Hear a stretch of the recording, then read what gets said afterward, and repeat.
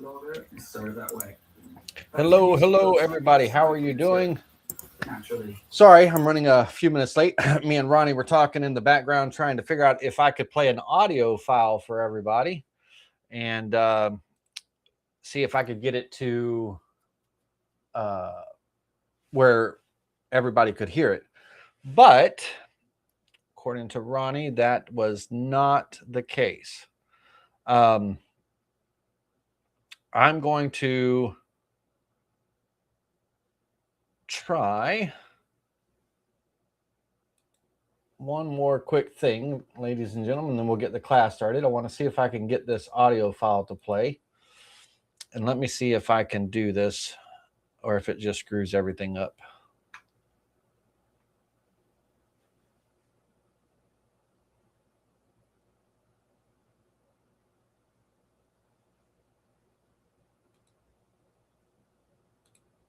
Bear with me.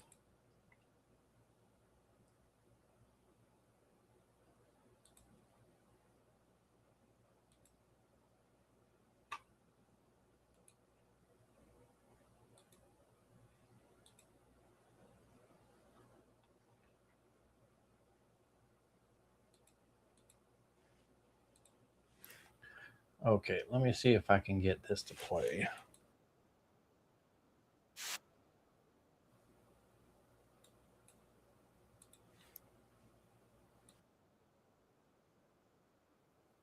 No, that's not going to work either. All right, well, let me close out of that. I had, ladies and gentlemen, I had a little bit of audio that I was going to play for you, and it just isn't picking it up. It just isn't picking it up, and I don't think. Let me see here. Let me try one more thing. One more last little ditch effort here.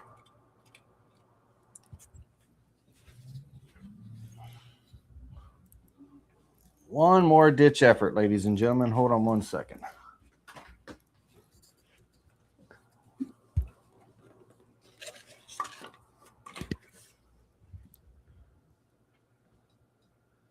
That's what I get for trying to do stuff on the fly and come up with some cool things. Let's see here.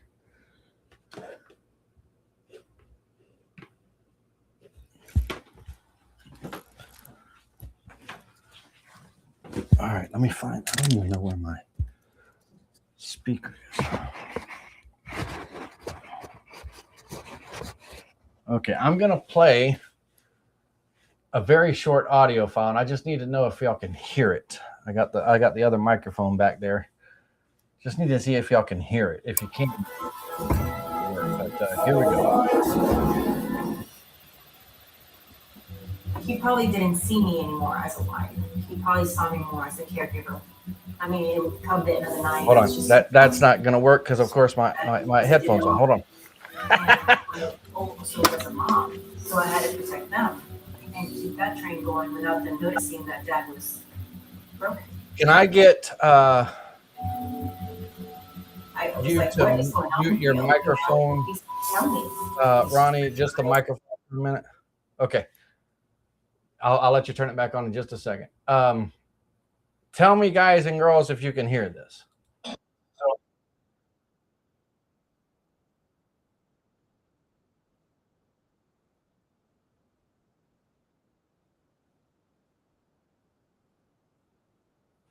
Can't hear that at all. Okay. Hold on.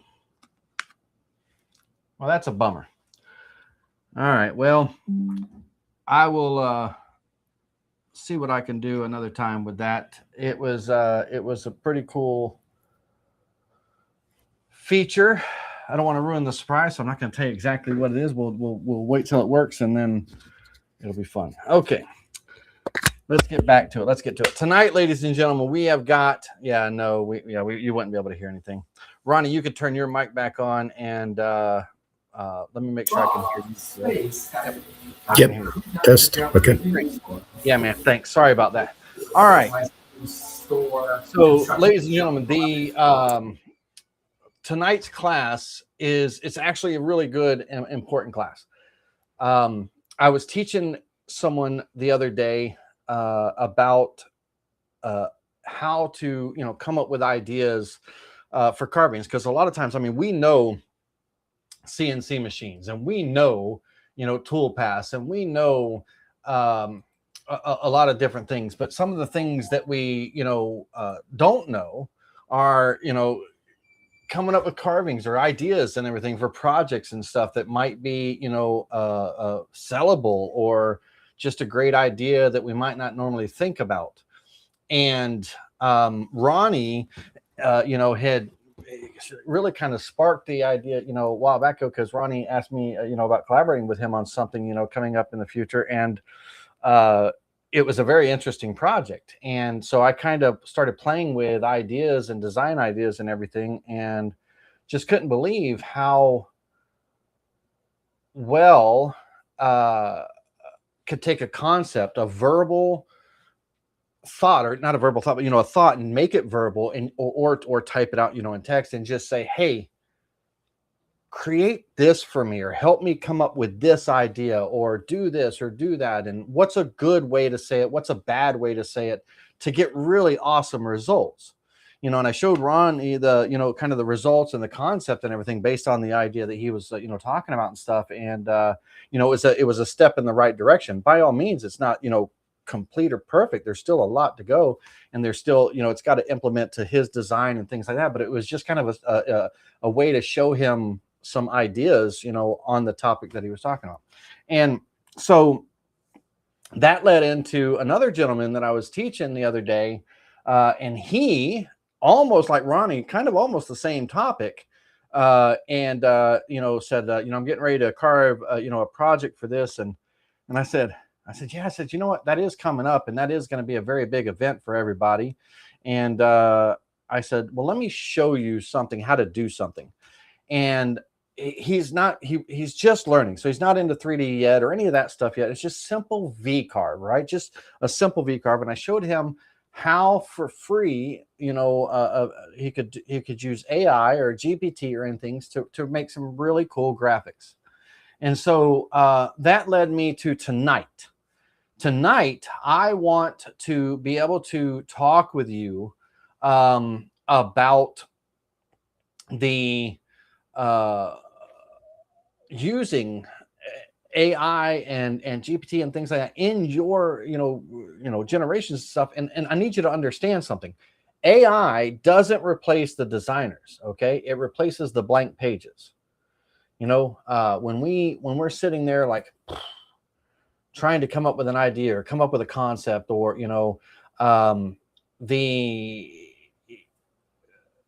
I teach this stuff, but I have to come up with class topics, each week and everything. And after a while, you kind of just draw a blank, and it's like, what to do and everything.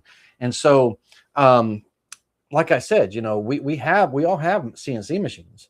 We all know the concept of Toolpaths and things like that. And, we know we're not really that fresh out of the gate. We know how to carve, but a lot of times I don't know if bottleneck is the right term, but our kind of, locking point, if you will, is designing generation, or idea generation, or, things like that. So tonight, I want to show you exactly how we can use GPT, we can use AI, and we can do very simple things with the right structure to get some really kick-ass results. And so that's kind of what, I'm hoping that you'll gain something from this. And I'm just using ChatGPT. It's free, chatgpt.com. And there's also paid versions of it and all that stuff too. But tonight we're going to learn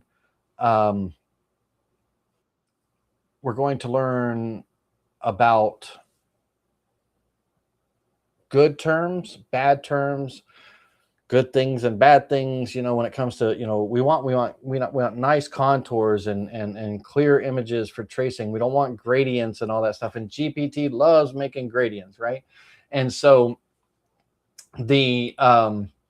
one of the things that we can, I'm going to literally copy and paste in the chat some prompts, like good starter prompts and things like that with good words and terminology, for you. And then we're going to make some examples live, and we're going to kind of go from there. So the first thing is, let's take a look at one of the examples visually so you can see visually. And let me share my screen.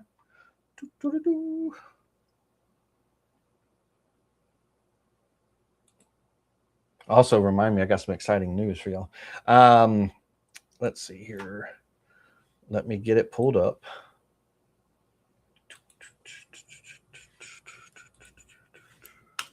See if I can get them to pull up here. Okay, not that one.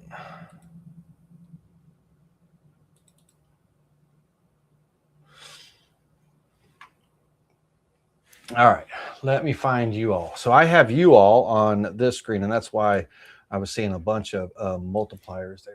There we go. Ronnie got you over here in the corner now. Let me minimize this, maximize this. All right, here we go. Entire screen. All right, so this image here, the gentleman was, coming up with ideas for, as you all know, America's 250th birthday is coming up and stuff like that. And kind of like, Ronnie, another gentleman, was getting ready to make a project on that, but just V-carve, something and all. And showing him that using GPT in a simple prompt. In this case, I typed out, create a high resolution black and white graphic for CNC carving of the Liberty Bell with a 1776 off to the side with a parchment paper with a plume pen in a cohesive layout for best result and detail, right? Sounds kind of wordy and everything, but that was the prompt. That's what I asked GPT to make. And the result was what you see on the screen. In that image, then can be, imported into the Vectric software, and then a toolpath can be created to create the carving, right? So, and this is phenomenal detail on a V-carve. This is cool as all be. I was like, man, I want that. I don't have this graphic. It's a one of a kind. He's got it, I could ask GPT to make something, but it'll never look like this again. And it'll never really create two of the same identical things. But this was a very cool layout. And it took, when I said a cohesive layout, it took it and it did I didn't say anything about We the People. I said parchment paper and a plume pen, right? I said 1776. I just said Liberty Bell. So GPT said, you know what? Hey, I think I understand what he's going at. So he, We the People, and had the ink and the plume and everything, and just, it was just, it did all the rest of that thinking and all, because one, my prompt was okay, but it wasn't great, and so let's get out of that, and let's I'm gonna bring up GPT on my computer.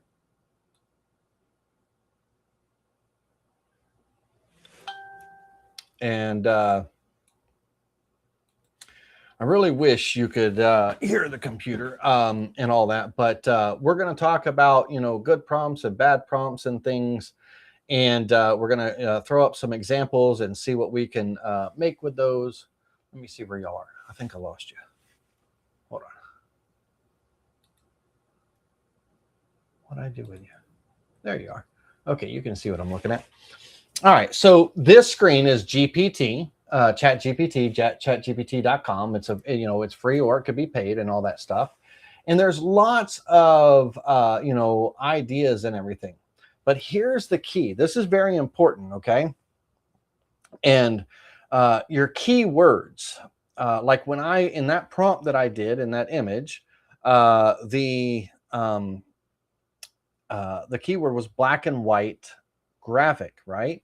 Well, so GPT loves making gradients when it's making images and stuff. And we don't want, these high resolution artsy type images and things with gradients and things. We need strong lines. We need, great detail, engraving style, vintage style engravings or line drawings and things like that. So we really, really, really, really have to start, not start, but we have to specify those things. We got to kind of lay the foundation and stuff. And so keywords such as black and white, high contrast, engraving style, woodcut illustrations, line art, vector style, bold outlines, cross hatching, CNC carving, V-carve engraving, those type of things, right? So here's the problem. GPT, right, loves gradients, okay, but we don't. We want solid contrast, no gradients, your V-bit, your V-carving can't carve gradients and things. And so what we're going to do is we're going to look at kind of like a good prompt and a bad prompt, but we're going to start off with we're going to just do something very simple. So here are some live examples that we could do. So I'm going to copy this, and I want to come down here and let's start again. GPT. And I'm going to paste that into a GPT window. Okay. Now, just open up a chatgpt.com, blank out of the blue, just type in what you want, right? Now, I'm going to give you some prompts. And I'm going to give you some prompts that I'm going to copy and paste in the chat in a little bit that you'll be able to copy and, paste onto your computer. That'll get you started, and it'll have like, enter your subject here, right? Say this, enter this kind of thing. But right here, we're saying, for this first example, we're saying create a black and white vintage engraving style illustration, vintage engraving style illustration. So that's going to give us an older style line art. Suitable for CNC carving. That's the key. That's kind of a key term. The artwork should feature, and then you say whatever it is, right? The artwork. So that first kind of sentence and a half is your opener, if you will, right? And so it should feature blank. And just say it, type it out, whatever you think. In this case, it says feature the Liberty Bell with a parchment scroll that reads "We the People," and the year 1776 in a decorative banner.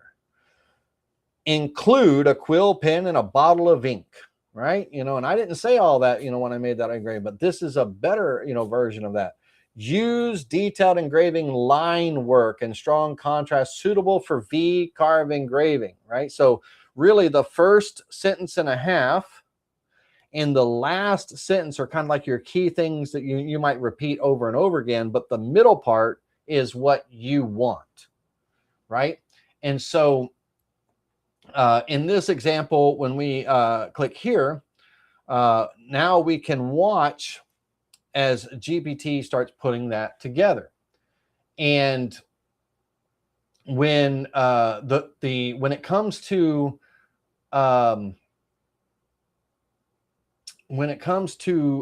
design or the designs and things, understand this. Soft shading is bad for vectorization, right? Tracing and all, so we can't have that. We want to try to avoid prompts and saying things like realistic, photorealistic, watercolor, oil painting, acrylic painting, or anything like that. A cartoon drawing. We got to be kind of somewhat specific.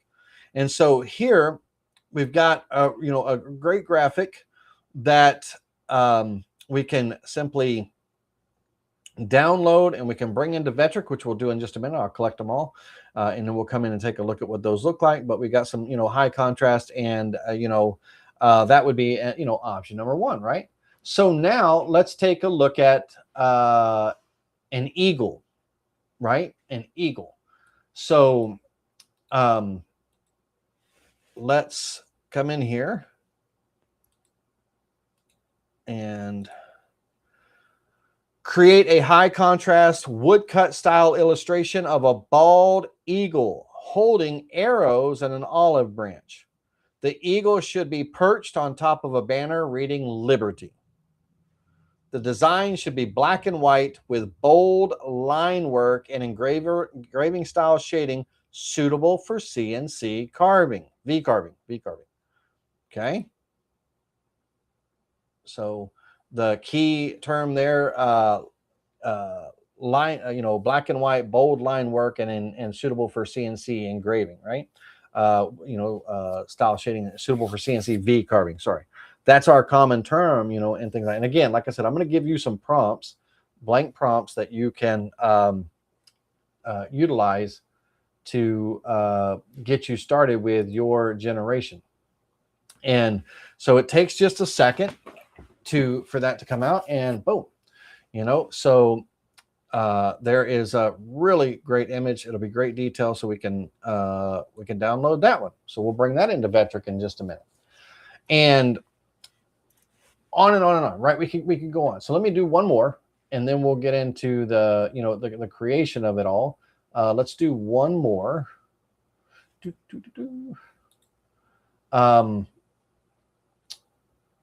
Let's do Independence Hall as an example.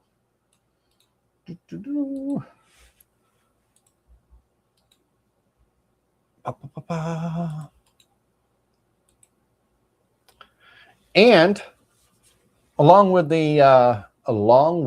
the prompts I'm going to give you and everything, you can actually ask GPT, what is the best way to prompt you? What is the best way to prompt you when I want this? And it'll help you, right?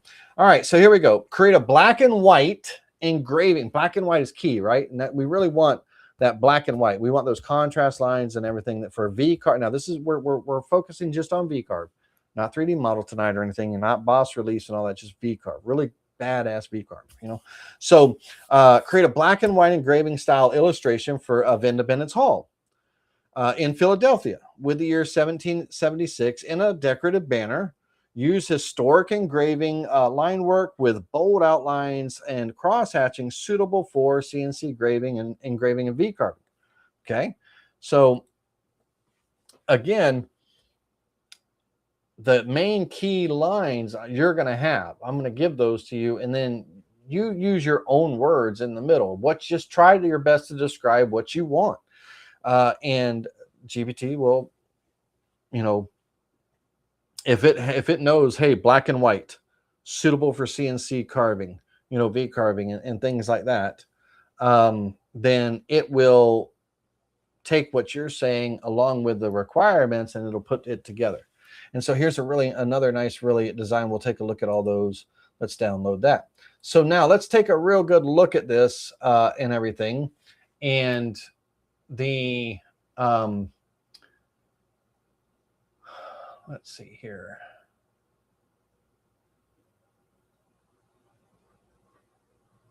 Let's do one more. Let's really bring this home. So we have the Eagle, we have the Liberty Bell, we have the Independence Hall.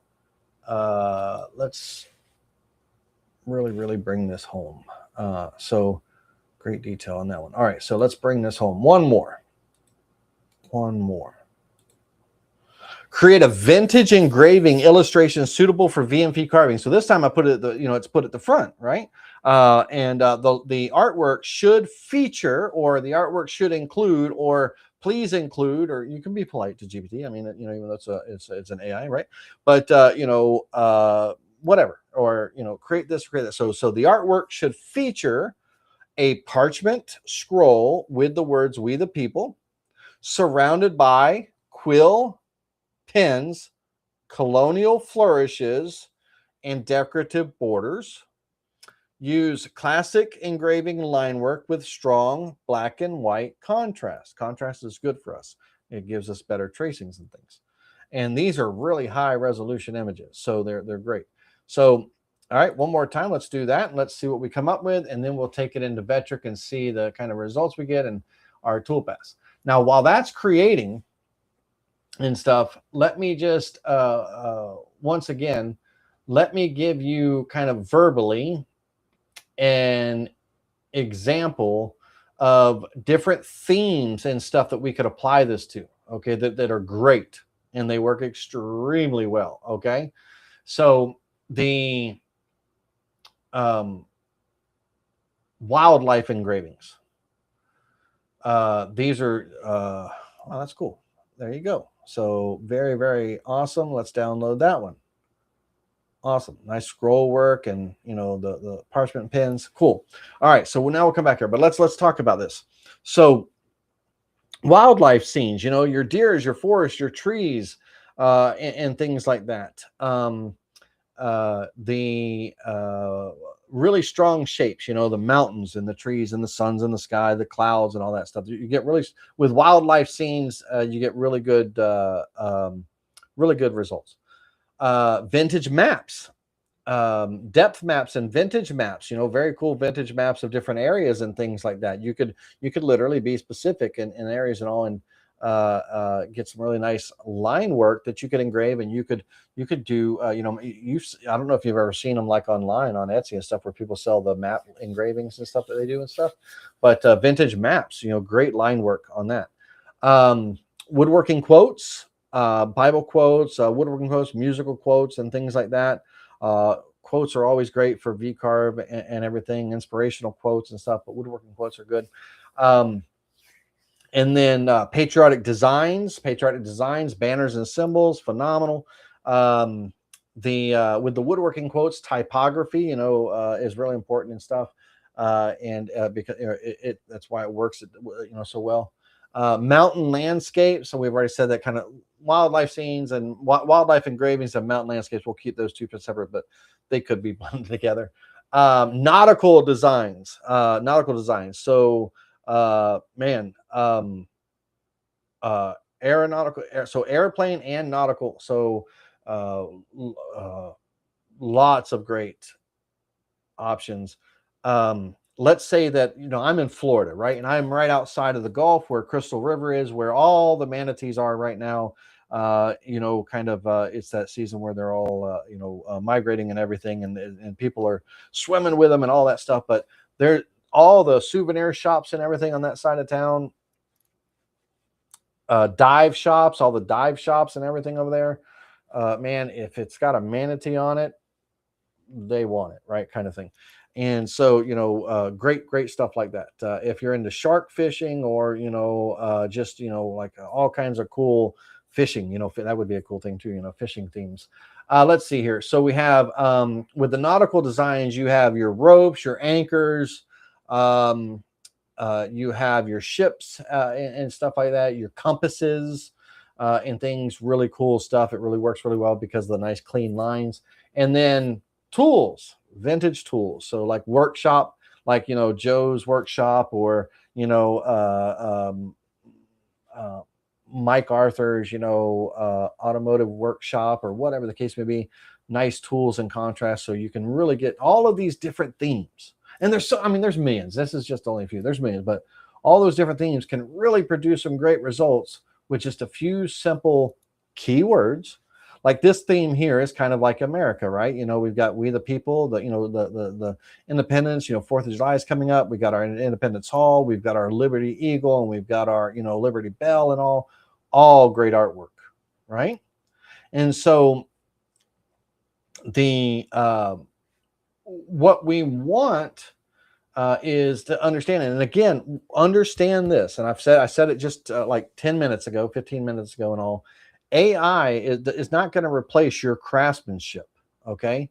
It's all it does is just kind of remove the blank pages. And I said that a minute ago, and I mean it, because if you're sitting there and you've got design blockage, or you're like, man, what would be a good seller at the farmer market, or, you know, what area am I in, and things like that. GPT, especially if you have like, if you have a town or something in your town, and there's something that's really kind of like, you know, historic about it, or something that's really kind of popular about it, You could go right into GPT with those keywords, suitable for V-carve engraving, high contrast, black and white, and then just ask it for something that relates to that topic. Come up with some great ideas for, to sell at the farmer's market that relates to the surrounding area and the surrounding neighborhood, the surrounding town, and all that, especially in small town areas where, people are really hype on hometown values. And, it could be a farm town, it could be a corn town, it could be a cow town, whatever the case may be, the dairy industry, the poultry industry, and things like that. Good old farm store type things, and all. You could really, really open up the doorway just to coming up with different ideas that you wouldn't normally be able to, come up with, especially making the design, right? These are one of a kind. No one else is going to get the results.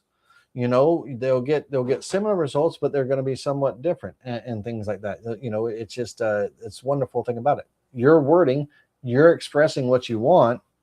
It's going to give you what you want. Now, here's the thing. Other key words that are great with your prompts are vector illustration, SVG style. Don't get this one confused with the 3D clip art, but clip art style. When we say clip art style, like to GPT and stuff like that, it's thinking like clip art, like graphics and stuff that you might put on a t-shirt or something like that. It's not thinking about the Vectric clip art, with the 3D models and stuff. It's thinking about those clean lines. Engraving line work, right? So that's, those are some kind of advanced prompt words that can be used. And now when there's good, there's also bad. Okay. So let me give you a couple of case scenarios. Now I'm saying this verbally. We might try to create a bad prompt and a good prompt and see what kind of result differences. Matter of fact, let's do that. Let's do that really quickly. Let's do that. Let's do a bad prompt versus kind of a good prompt. Okay. And let's see what we get. And I'm a big fan of the Liberty Bell. So let's do the Liberty Bell. Okay. So we want to start with a bad prompt. Create a beautiful, realistic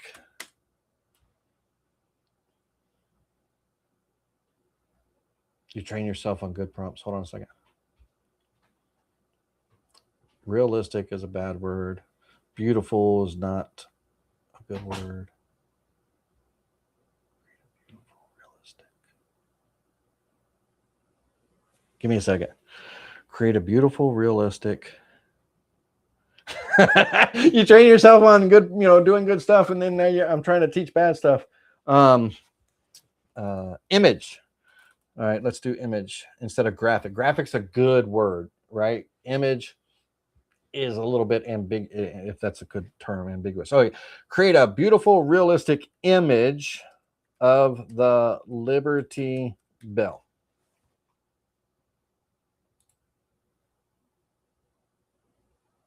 Let's see what we get on that one. Okay. Let's see what we get. Let me see where you guys are. Did I put y'all to sleep yet? Don't go to sleep on me on this one. This is a good topic. It might bore you right now, but we'll get into the Vectric here in just a minute.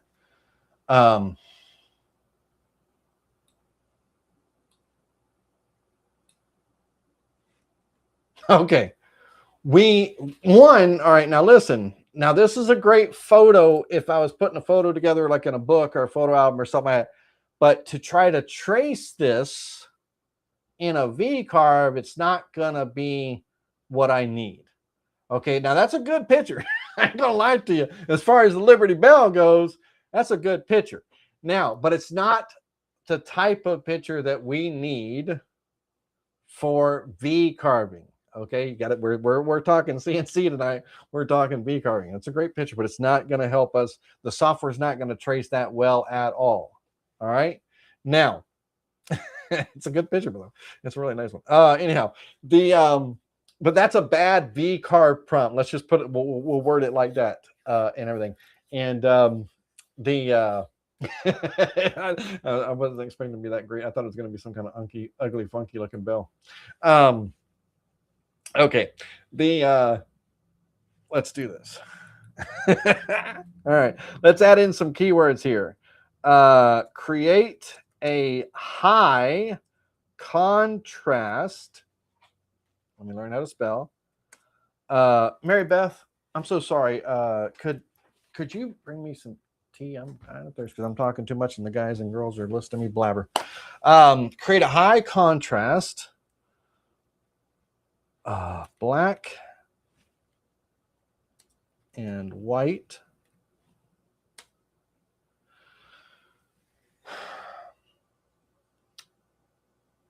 Create a high contrast, black and white. Do I want to use line or engraving? Line. Create a high contrast, black and white style. No, style would go after the word engraving. Engraving. Thank you so much. Excuse me, guys and girls. Give me 1 second.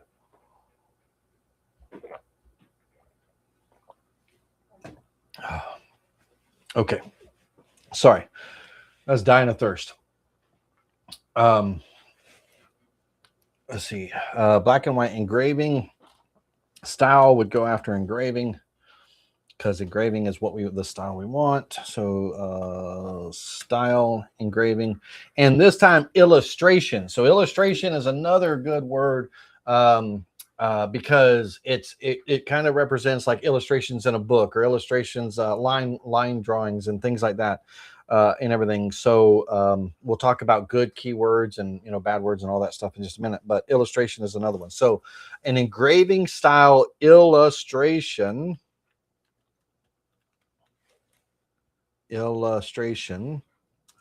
of the Liberty Bell, and that's all. I want it to be the same as the bad prompt, right, of the Liberty Bell. But here is that last sentence, okay?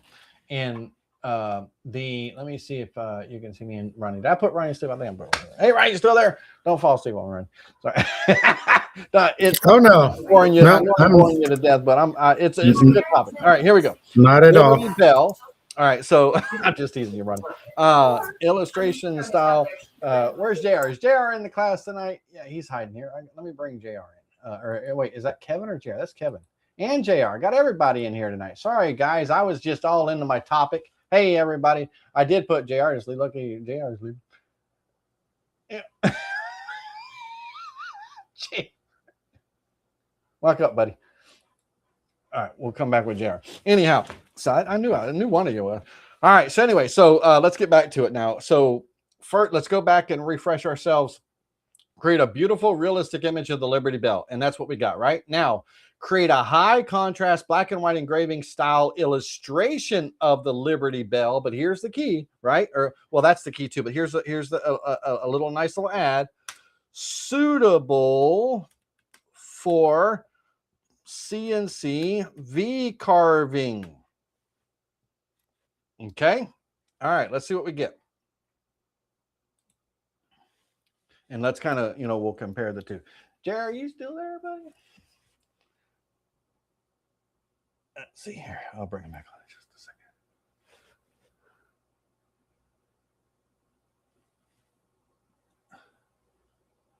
Hello? I don't think, there we go. It took a minute for it to listen to me. Kevin, you doing all right tonight, buddy? Cool. All right, so let's see what result we get. Now, we asked it to create a high contrast black and white engraving style illustration of the Liberty Bell suitable for V-carve engraving. And so there's our, our line work. Now, bad prompt for V-carve because we're not going to be able to trace that. Good prompt for V-carve that we will be able to trace. Okay.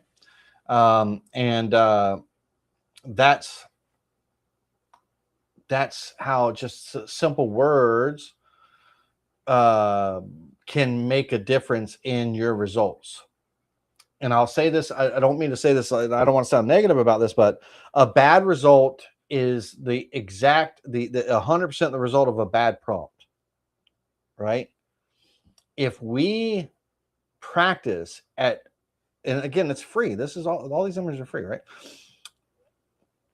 If we practice at making good prompts, asking for things that we want with key terms, then the results are endless for us.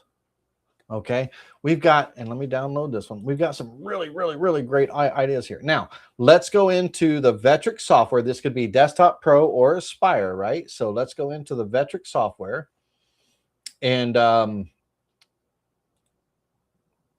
that up. So guys and girls, while I'm bringing this up, guess what happens in 72 hours?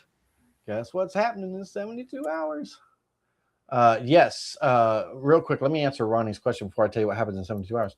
Ronnie, I love Galaxy AI. Now, listen, Galaxy AI, when you click on all tools and you're typing in different tools, the three main tools that are really going to be powerful for you are Image Upscaler. That takes an image that might not be of great quality and upscales it into a high resolution. So Image Upscaler is a good tool on Galaxy AI. Image Generator and Image Editor. Those three, there's over 3,000 tools, but those are the three main ones. The generator will be just like this, where you're typing in a prompt. You can just use GPT as well too, but where you type in that prompt and it makes that image. Upscaler makes it a bigger and higher resolution. And then the image editor, if you want to change anything in it, you could say, hey, take this out, change that, and the image editor will change it. So those three tools are pretty powerful in Galaxy AI. All right. Cool. Now, Ronnie, when you said not hearing anything on my end, was that earlier when we were doing the sound test, or was that right now while I was talking? No, that was earlier when you were trying to play the audio. Yep. No, okay, good. Thank you. No, good. I wanted to make sure. It would suck if I did all that talking just now and nobody heard me. All right, so let's go in here and let's create a new.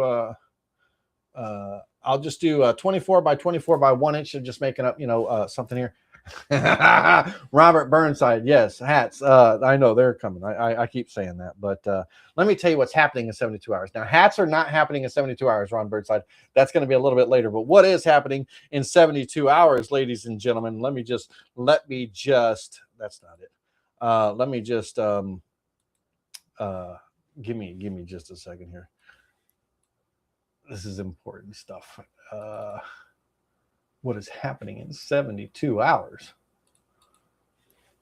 is my book will be available on Amazon.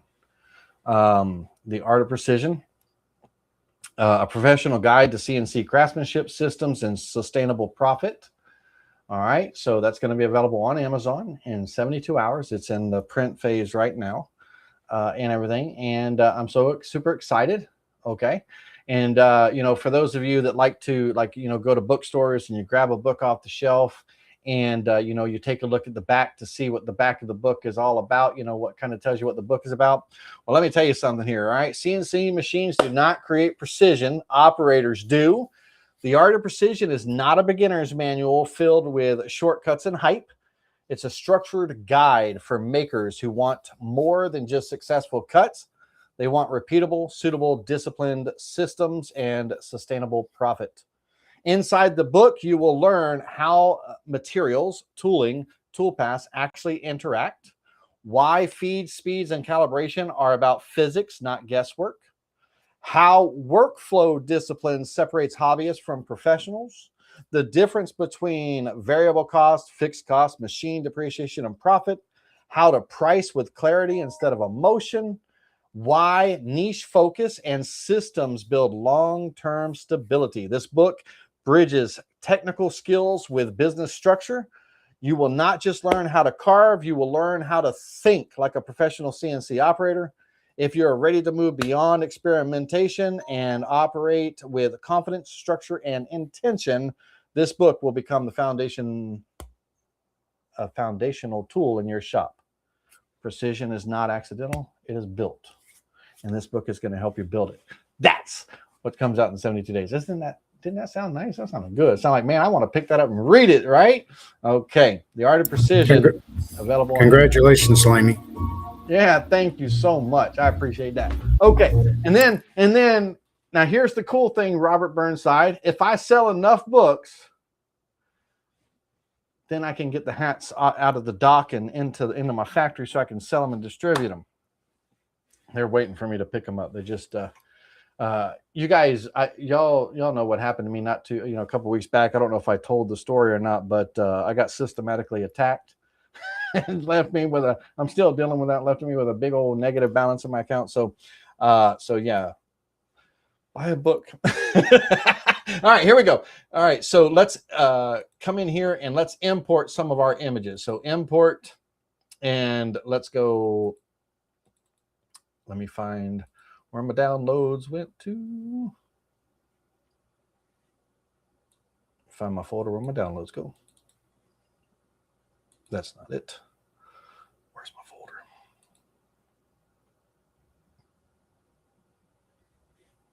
Oh, I'm already in the folder. Let's go. There we go. There's my images.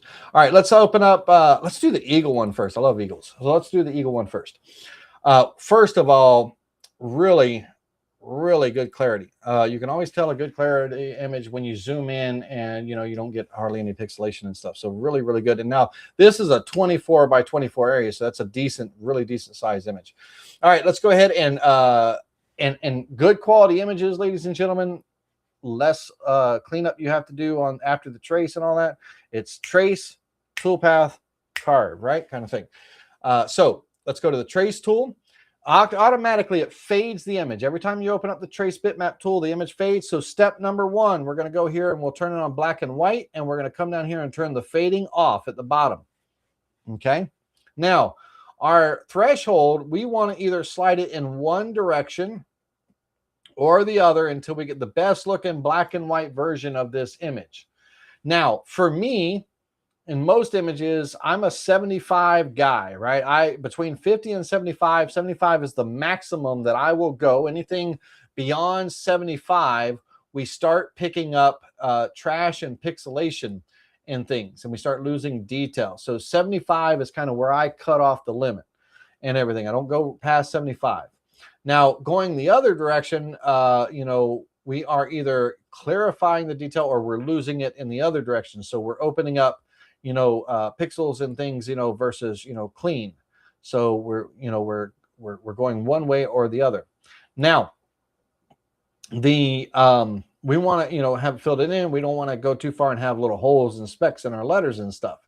So between 50 and 75 is generally a good range. It's going to give you that detail and contrast. And I'll send this to 75. And let's take a look at the face. And then I'm gonna bring it to 50.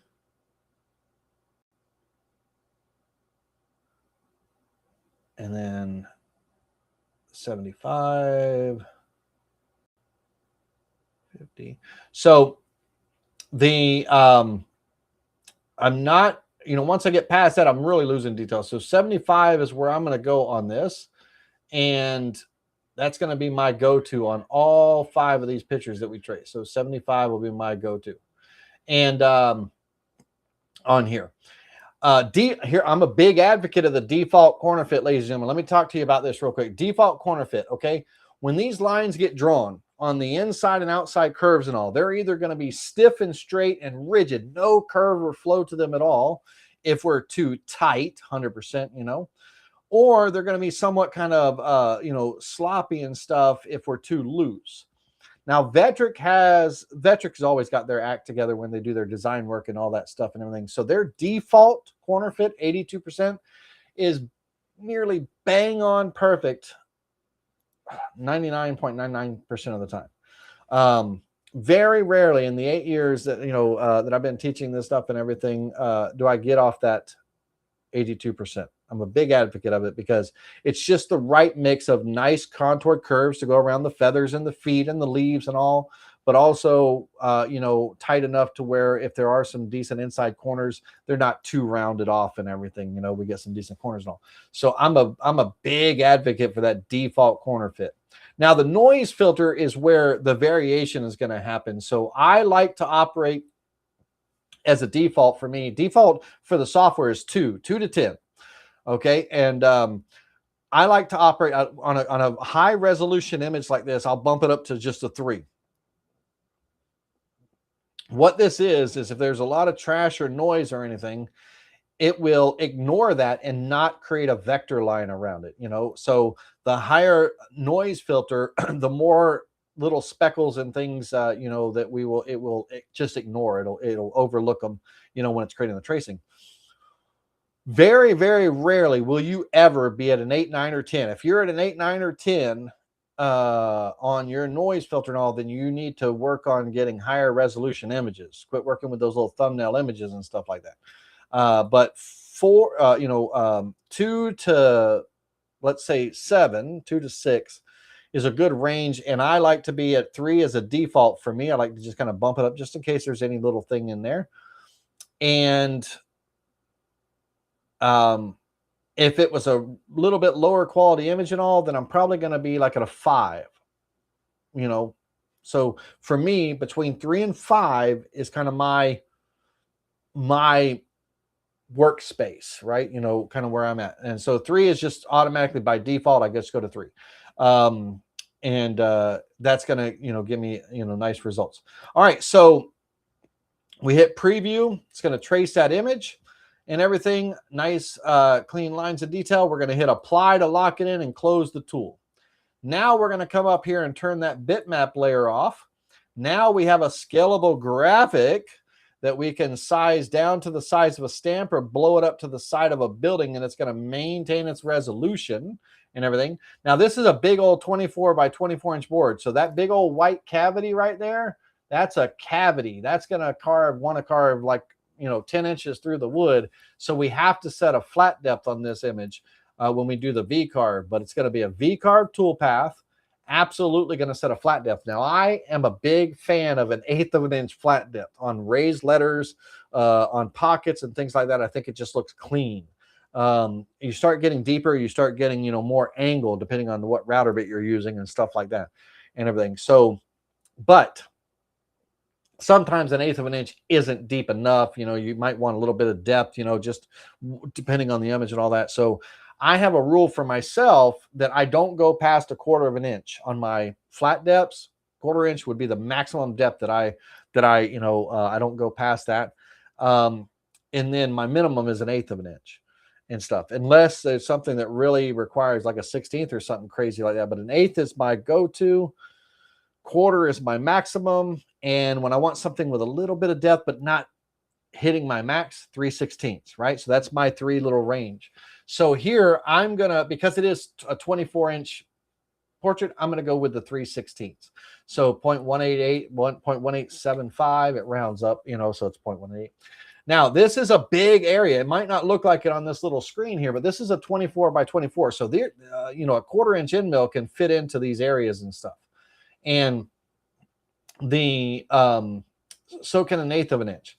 I don't mind the tool changes.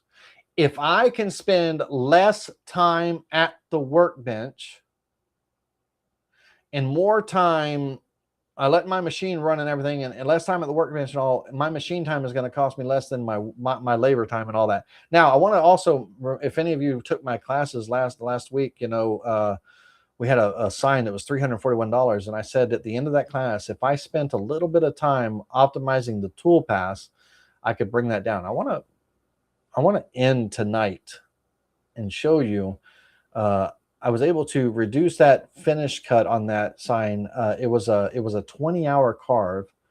I got it down. I got it down to 9 hours. I shaved off 11 hours on that carving with the Toolpaths, which brought the $341 sell price down to 200 and something.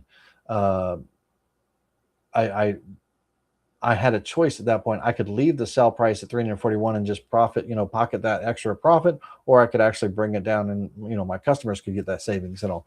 But optimizing and spending time on your toolpath strategies and things, that's what that book teaches you. But it's really important. All right, so flat depth 1/875. I don't mind the tool changes, so I am going to use the 1/4 inch and 1/8 inch bit with my 60-degree V bit. We'll calculate this. Give it a second to rock through this right here. We're going to come back to that in a minute, but there's a few little squigglies in there. So my little 3 filter, noise filter, got a lot of the stuff, but not all of it. And I'll show you those in just a minute, but I'm going to continue anyway, because I know where those problems are. And how do you know where those problems are, Lena? You just had AI create this image and you've never carved this image before, because I just scrolled into that image 5 seconds ago and I saw them.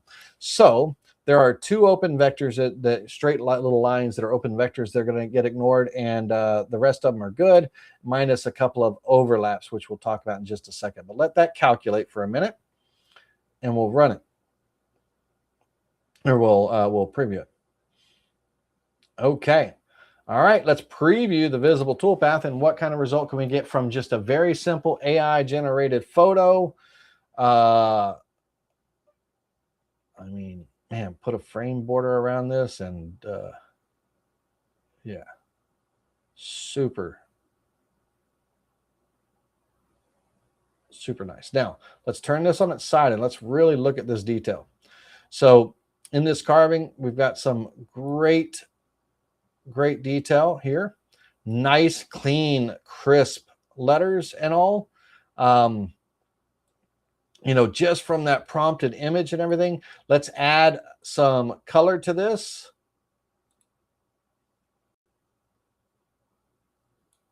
Yeah, I could sell that all day long. You know what I mean? Really, really good stuff. Now, let's go back and look at the, not problems, but the little warnings we got and what those problems were in our design. So when I zoomed in, the first thing my eye always goes to is what I call figure 8s. These little extra pixels that look like these little figure 8s right here, these are trash. And that's the overlap lines that when the Vectrix throws up the warning saying, hey, you have overlaps and intersections, if it's not literally 2 vectors overlapping each other, 90% of the time, it's these little figure 8s. These are little pixel trash. If a pixel has some kind of shape to it, that is meant to really be there. If it's a little square pixel like this or like this, that is trash. Okay. Now you can leave those in. Let me hit U for ungroup, but you can leave those in, but those 2 are trash. This one is not. Okay. So these little squares, those are pixels. That's trash. You want to get rid of those. Now, turning up that noise filter will eliminate that. Thanks, Kelsey. Thanks, Keith. The squares, turning up that noise filter will help ignore some of that stuff, so it doesn't actually trace in there and eliminate a lot of that. But a lot of times we have to go in and, we'll find them throughout. Now, this one isn't hurting anything. It's not overlapping another line. It's just sitting there and everything, but it's trash. So we have a lot of those floating around. And if I would have turned the noise filter up maybe to a 4 or a 5, it probably would have eliminated all that, all of that. But the ones that are throwing the warnings for us are these little figure 8s. And we can verify that 100% by going into the vector validator. And we can search that selected image, 2 intersections or overlaps and 180 intersections. And if we zoom in, it's highlighting all of those figure 8s. So those there. Zoom in here. There's another one of the figure 8s. all down here. There's those figure eights, right? It's all those little figure eights, and they're just kind of like, you know, they're just there, right? So that's all of them. And I wish there was a magic button that said, hey, get rid of all the figure eights, you know, and all that stuff. Now let me say this. All right, if somebody was smart enough, they could create a gadget, a Vectric gadget that actually located and found and removed all of those with a click of a button, right? That would be a cool gadget. That would be a very useful gadget, right? That would, you know, search, seek, select, and delete all of those little figure eights. That would be bad to the bone. All right, if anybody's into making gadgets, there you go. But all these little figure eights, right? So unfortunately, we can't just sit there and there's not a button saying select those. I would love, even if Vectric put in a button that, you know, on those figure eights to select them, like nothing, everything turns black and the only thing left pink would be those items, right? Because then I have a choice. I could just hit the delete button and delete all the selected items, right? Get them all, rid of them all in one click. Or, you know, at least, you know, if they're selected, I can go in and, you know, find them either or whatever, you know, that kind of thing. So here, no big deal. We simply just go in and select and hit delete. This one is just an actual overlap. We'll fix, you know, that one in just a second. But we fix that one by down arrow, just moving that over just a little bit so the lines aren't overlapping right there. We come in here and just select and hit delete. Now the little crosses and stuff don't go away. They stay there. So you gotta understand that when you're selecting them, right? So when you select an item, it might not look like it, but if you zoom in, it's pink, right? You're selecting, so you can just hit delete. So you can kind of come in and select, and I don't mind going over that and selecting that one because that's one of those squares, right? That's trash for me. And these are trash, and that's trash, right? So I could select all three of those and hit delete, you know, and that one's gone. So we could go in and we could clean that stuff up and you know, and things like that. Or heck, if it was too much and we're like, no, I don't want to spend the time doing that, we could literally retrace the image in the trace bitmap tool, you know, just open up the image again and retrace it. This time turn the noise filter up and it will eliminate a lot of that. So if I come in here and deleted this, close this, turn that image back on, came in here and open up the trace tool, all my settings are still the same, but if I turn that noise filter up, this time I'll go to a 5, preview, apply, close, turn off the bitmap layer. Now when we go in, I have 1 here instead of 3 across there. And if I do the vector validator, we had 159 overlaps and like 180 intersections, I believe it was. Let's see what we got now. So 98. So there's still a few. All right, no big deal. Let's try one more. Hold on, turn this off for a second. One more. It only takes me a second to trace. So one more. This time we will turn it up to 6. 7 is about my threshold, but let's go 6. Preview, apply, close. Turn that bitmap off. Now notice that figure 8 is not there, right? And if we were to vector validate this,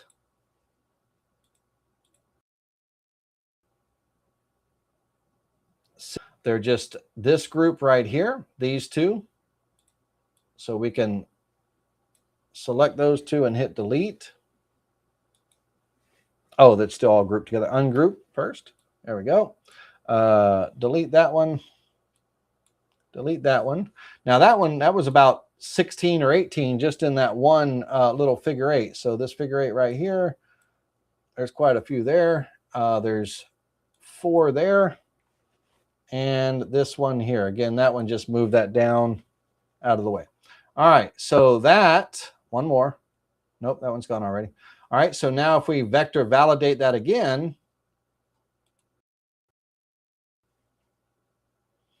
0 cleanup. So the filter, if you got a lot of trash, turn that filter up a little bit, you know, kind of. So now we don't have any overlaps, intersections, and all that stuff to deal with. Size it back up, you know, whatever size it was going to be. Open up your tool path, select the vectors, hit calculate, and you're right back to where you started with a cleaner, right? And everything. But we had 198 issues, all those little overlaps. Turn the filter up to a 4. Didn't quite get them all. 5 didn't quite get them all. 6 got most of them and left us with just a few that we had to select and delete, but it wasn't where we didn't have to go and clean up the whole thing, right? So we've got a really great carving, and it didn't cost us anything but a little bit of a prompt to get the image. Now, I want to see the town hall image. I want to see the results of that one, how well that one looks, and everything. How much time did the that eagle, take to carve? how much time does that take to carve? So based on my settings and everything here, the time, and this is kind of similar to your settings too, on the 3648, I believe you have, Kevin. So 3 hours and 22 minutes. So the first V-carve, or I'm sorry, the 1/4-inch end mill was 13 minutes. The 1/8-inch end mill was 30 minutes, and then the V-carve itself was 2 hours and 38 minutes. Now that is running. Let me see what I got the bits running at here. Let's see if I got, yeah. So I am running at 75 inches a minute with my V bit. I should be at 100 inches a minute. Yep. With my, and here's another thing. So my plunge rate should be half of my feed rate. So it shouldn't be 35. It should be 50. Let me fix that. Let me go in here and edit 50. Click OK. Let me open this one up. Edit. This should be 50. Okay.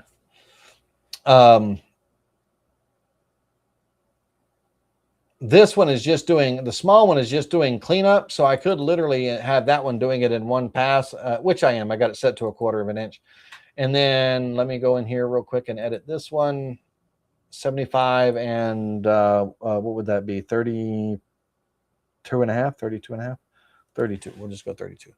All right. Now let's recalculate that.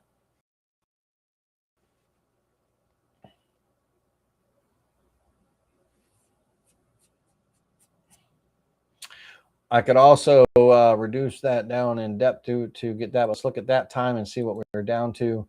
So yeah, 2 hours and 46 minutes. So 2 hours and 20 minutes. And this is a big 24 by 24.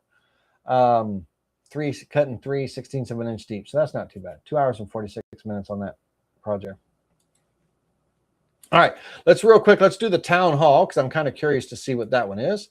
Let's move this over. Import the town hall. Hit save. LOL. Yeah, there you go. File, save as, and it and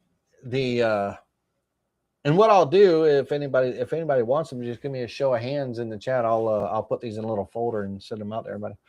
Let's see here.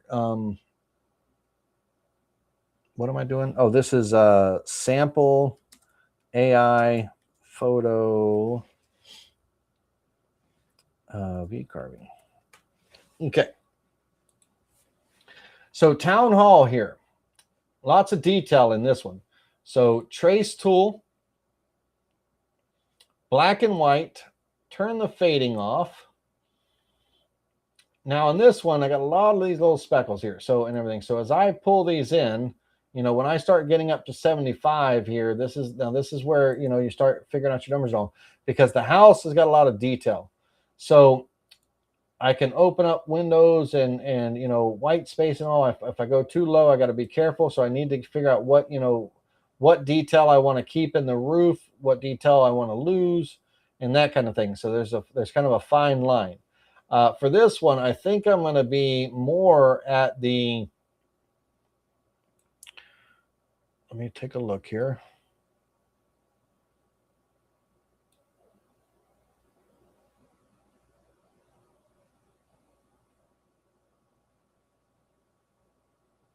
on this one, I think I'm going to be more at the 65 range than 75. Still default corner fit. Now this one does have a lot of little speckles and things like that, you know, and also all these little specks and all. Some of them I want, some of them I don't for those cloud details. But I'm gonna actually bring this up to a 5 on this one, 4 or 5, and then hit preview. If we look here, it ignored all those little pixels and specks and stuff. So at that 5. So it'll keep that fairly clean. Apply, close.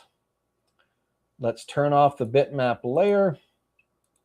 Maximize this up in size.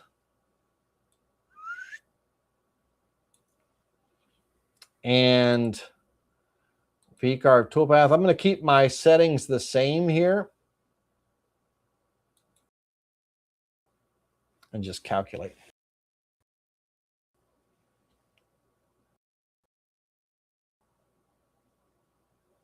Now again, cast depth and all that, or the I'm sorry, the plunge rate and everything, that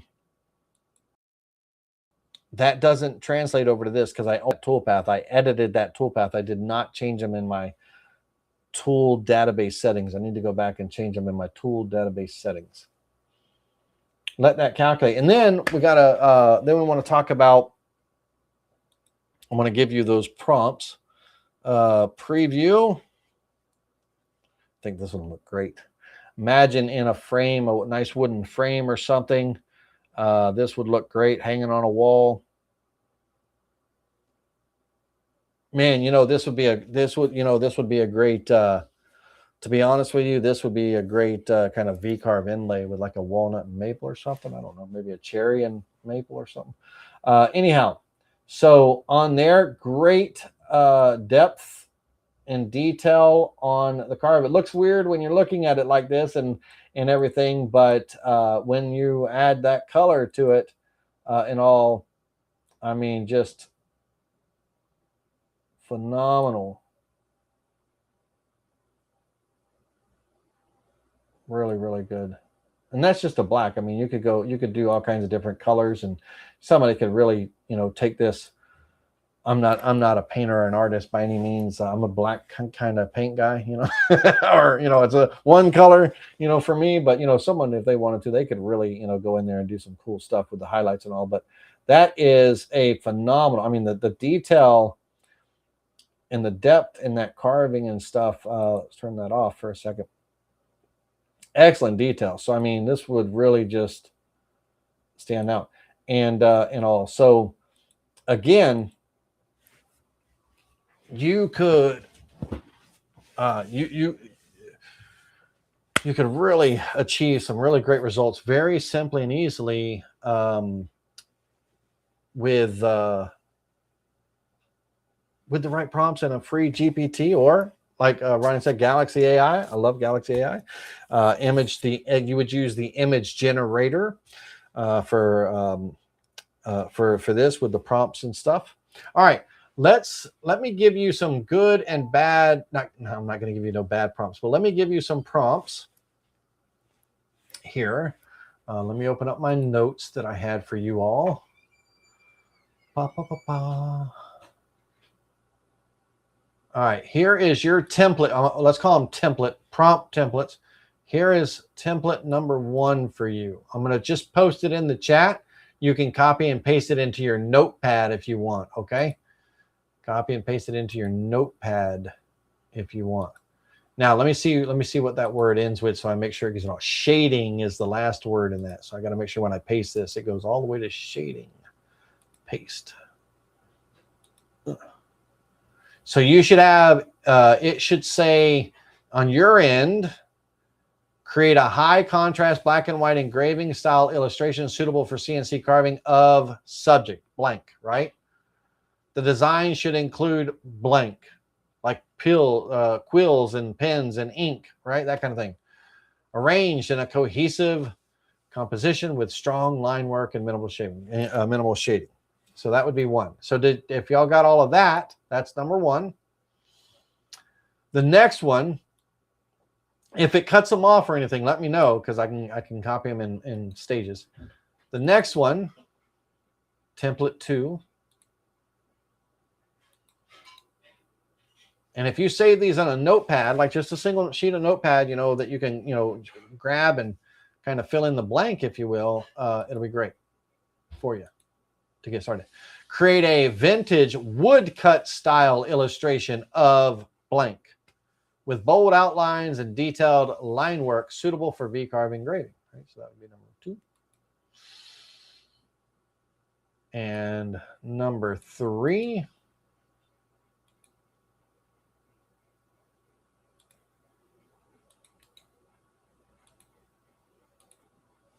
Create a high-resolution line art illustration suitable for CNC carving featuring blank, whatever the topic is, in a decorative sign layout. Right?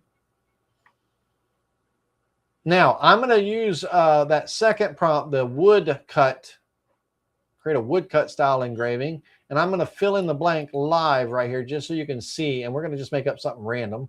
We're going to copy that same template that you have. And then on the screen, let me get the guys out of the way for just a minute so you can see what I'm typing. Guys, I'm going to move y'all to the side there with me. Cool. All right. So we're going to paste that prompt that I just gave you, the middle one, that says create a vintage woodcut style illustration of blank, of your subject, with bold outlines and detailed line work suitable for V-carve engraving. All right. So I'm going to highlight the word subject, and we're going to make up something, okay? So create a vintage woodcut style illustration of a Mustang Shelby. Who's a car guy? Give me a good year. Is that a 65? Shelby GT? 65, 69, 67. What's a good year for the Mustang Shelby GT? What's a good year? Anybody in the chat? Fill in the blank for me. What year? Mustang Shelby GT. 65. 65 of a 1965 Mustang Shelby GT. That's it. That's going to be my subject, with bold outlines and detailed line work suitable for V-carve engraving. So that's my subject. That's it. I just filled in the subject, right? And I could have went into full detail on something, with a spoiler on the back and all. But oh God, don't screw up Eleanor like that. Okay, here we go. Let's see what we get. Let's see what we get. So that's that second prompt that I gave you. I just took the word subject and put in 1965 Mustang Shelby GT. Now we're going to take the image that it gets results. We're going to bring it over to Vectric. We're going to V-carve it, toolpath it real quick, and we'll see what we come up with. Da, da, da, da. Oh, I'm excited. Here it comes. It's always cool to wait and see what they, So here we go. It says 1965 Shelby GT 350 woodcut illustration. That's what it's creating. So, oh yeah. All right, let's download that. Let's take it over to Vectric. Let's select this and move that over here. Import that image in. And if you don't want the little rays around, they're not connected to it. So those could be deleted after it gets treated. Like if you didn't want those little sun rays, GPT loves the little sun rays. It loves the sun rays. So just keep that in mind. All right, let's go over here. Let's do a very simple. Open up the trace tool. Black and white. Turn the fading off so you can see it. I'm going to go up to 75. Default corner fit. This one has a little bit of specks, and things there. So let's turn that filter up to a 5. Preview, apply, close. And if we zoom in, you can see those little specks I pointed to, how I ignored them with that 5, right? So I didn't trace them and all. Turn off the image. Size the image up, right? Whatever, let's go here.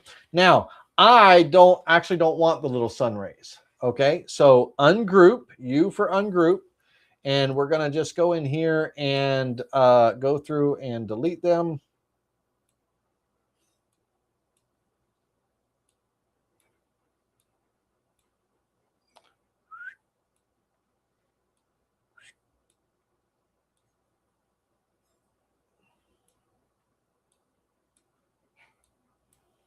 Okay, and then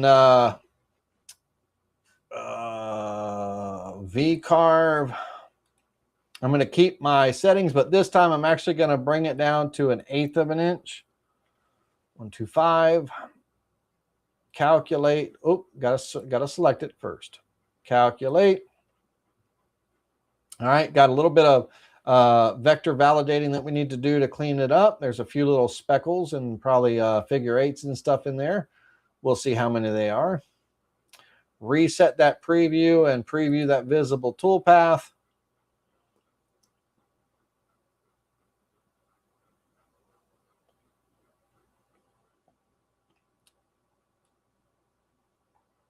There's the carving. Let's add some color to that. Boom.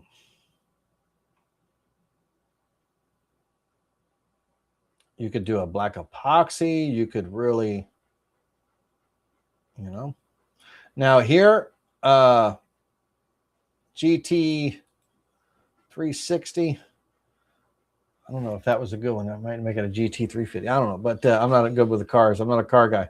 But so there we go. So using one of those prompts and just literally taking the word subject out of your prompt and adding in my case, 1965 Shelby GT, that's the result. And that is just that's a badass carving, right? You know, it could be. And as far as runtime on that, I still didn't optimize my settings and all, but let's say hour and 56 minutes, you know, probably more like 45 minutes if I go in there and clean up my tool, my pass steps and stuff like that. But the whole point of all this, I'm not going to harp on it too much, is AI is not here to take over and take your job and all that stuff. It's here to help, right? And us as carvers, if we're making money with our CNC and we are not doing, you know, we're not doing custom, you know, one-offs, you know, or things, or we have to come up with ideas to make things to take to the farmers markets or the flea markets or the, you know, our storefront, whatever, you know, our brick and mortar, whatever it is, you know, or Etsy or eBay and all that stuff. You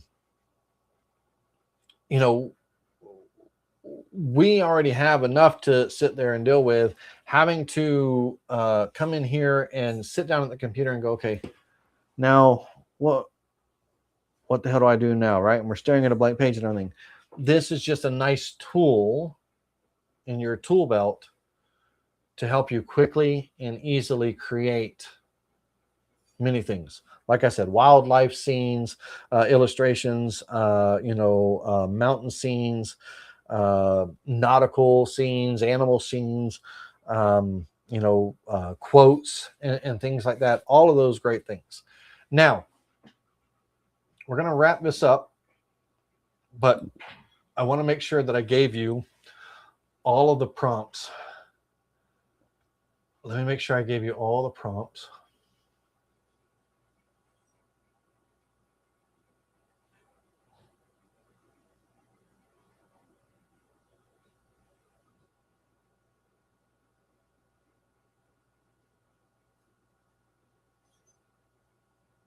And here, just really quickly, let me see here.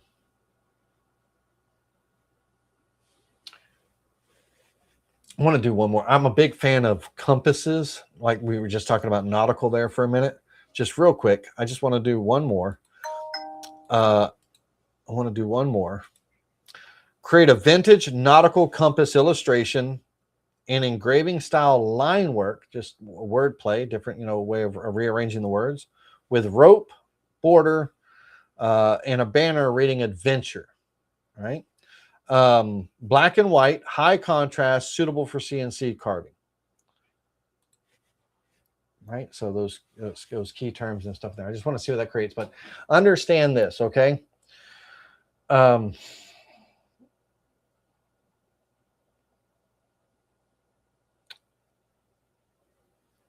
I've already said that AI is not there to replace the designer. It's there to help the designer and stuff like that. It's not here to take your job and all that. It's helped it, it's a tool in your tool belt.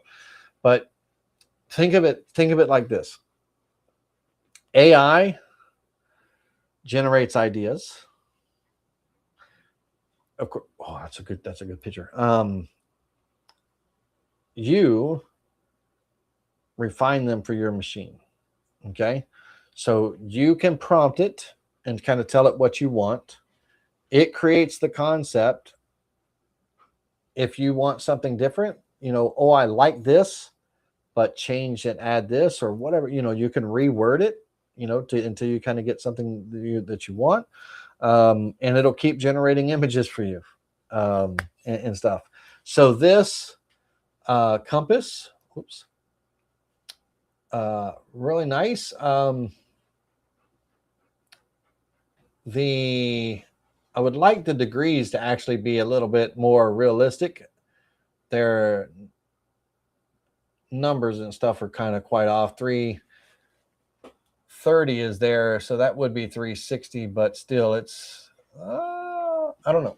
It doesn't always get everything right, but I just wanted to see what that would do. All right, everybody. So you've got your three little key details, your prompts. We talked about the different types of engravings, wildlife scenes, vintage maps, and stuff like that. On the 60-degree, I'm a 60-degree V-bit kind of guy. I like that. Between 50 and 75 on your tracing images, your threshold. That's kind of my range. If you adopted that, it would not be a bad thing for you. It's a good range to be within. And your keywords, line art, woodcut, engraving, suitable for CNC carving, suitable for CNC V carvings. That's a good one. That's a good solid one. Black and white, high contrast, vector style, SVG style,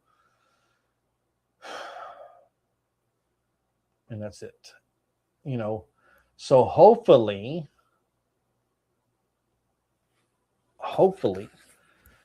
you found some interest in this. And let me make sure there's any question. Let me see what we got here. Hopefully you found some interest in this, and it wasn't too boring of a class for you, and you can take something away from it. But let me see what we have here. Could you up the speed on the V-bit by double? Same with the end mill. Even been running my end mill at 520 inches. Sure, yeah. Now you have to understand, absolutely running. Now you're on a shop saver, and Kevin is on a DWC 3648. Both are high definition, kind of almost commercial grade units, if you will. Some may be on, like a digital woodcarver, the 1824 hobby unit or something, or a Shapeoko, or older style X-carve or something, where they just can't quite get up to 520 inches a minute. The DWC 2440 has rapid rates of 225. That's its maximum and things. So it just depends on the machine. But absolutely, you can absolutely do that. Now, for the ones that are on those, smaller mid-size hobby units and things where they don't have a whole lot of rapid rate available to them and everything, running the V-bit like 75 to 100 is good. Now, a lot of times they'll, for clean lines and stuff and everything, they might run it at 35 inches a minute, which is slow, but it creates a good, nice, clean cut and everything. But they could technically literally take that, instead of running it at 35 inches a minute and doing a 35-minute carve, they could run that a bit at 100 inches a minute to reduce their time and still get a good quality on their cut. It's not going to affect it, whatsoever. But everybody, no matter what machine you're on, that's what the testing is. Your results are going to vary from pine to walnut to maple to cherry to poplar, and Purple Heart and things like that. You'll get different results, and you're going to have different speeds and feeds and all.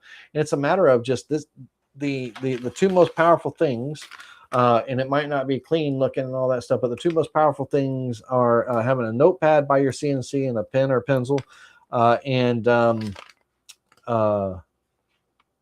making notes. What you hear, you know, you might be running at 35 inches a minute. You're seeing, you know, you're getting a lot of fuzzies or chips, you know, and you know, you can go a little faster. You play around with the RPMs and the up rate, up the feed rate and stuff like that on the fly. I know Planet CNC can do that. I think all the CNCs can do that.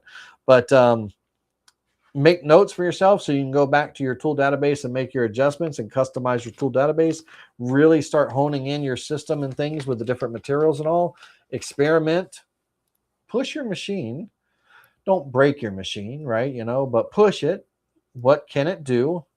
What kind of results can I get here? What kind of results do I get here in my mid-range?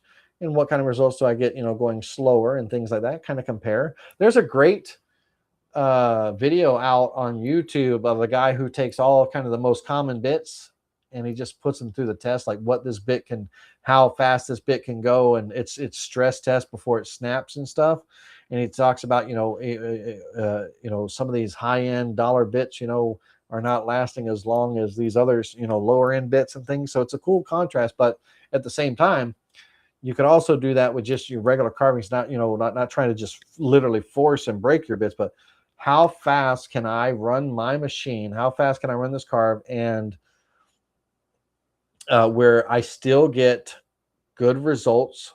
I do not have to spend extra time at the workbench sanding and cleaning up and fixing, you know, my mistakes, just because I would much rather slow my machine down and let my machine run longer than me have to spend time at the bench. Still, the price is gonna come out a lot cheaper on the selling end. And stuff like that. Labor's always going to be more expensive than your machine rate. But if my machine has to run an extra tool or an extra tool path, you know, for cleanup and stuff like that, then I'm going to do it. But at the same time, how fast can I run? Is 35 too? Can I? I'm being cautious at 35. Could I technically run 100 and, you know, get good results too? And I'm just, don't be scared. The whole point of that is don't be timid. Don't be afraid to push your machine and test it. But don't try to break your machine, right? You know, gradually work your way up, see what it can do, and start getting confidence built up in your machine's capabilities. Once you become confident in your tools and their performance at this rate, that rate, whatever, on this material, that material, then you can start developing systems. You can start getting your tool database tight and right. You can start, you know, optimizing your Toolpaths much better, knowing that your machine can do this with that and things like that. And you can start getting your systems down. It makes designing easier. It makes your carvings, good quality, less time, all of that stuff. Everything is a good thing, you know. So systems, right? All right, that's a rambling. That's it. But that's, yes, you can, Ronnie. And it just, again, for everybody can. It just matters the type of machine. But yeah, they absolutely could. All right.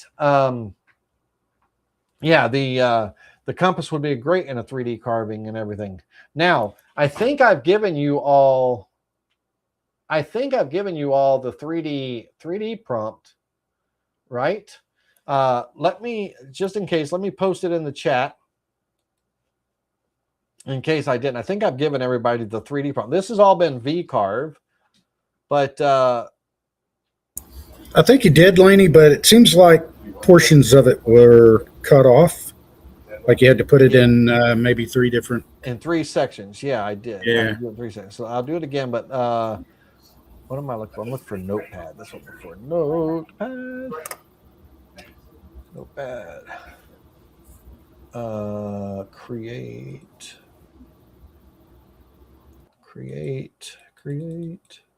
Create. There we go.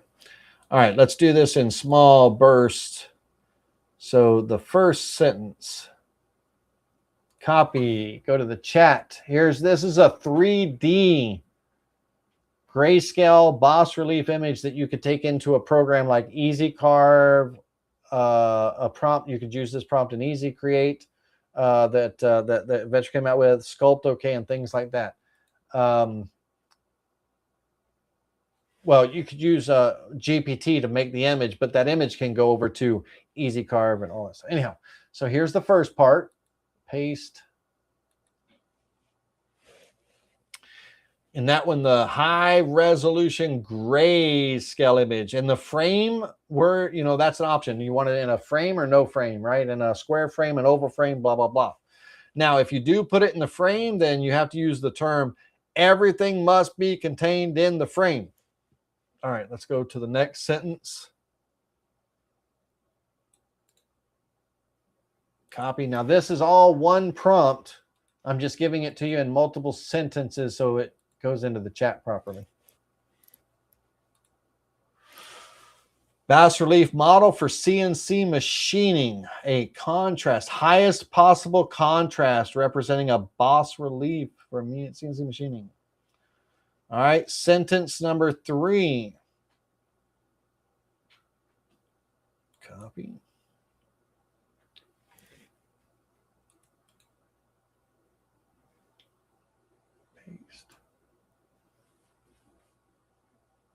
I wonder, I gotta go check on JR, make sure he's doing all right.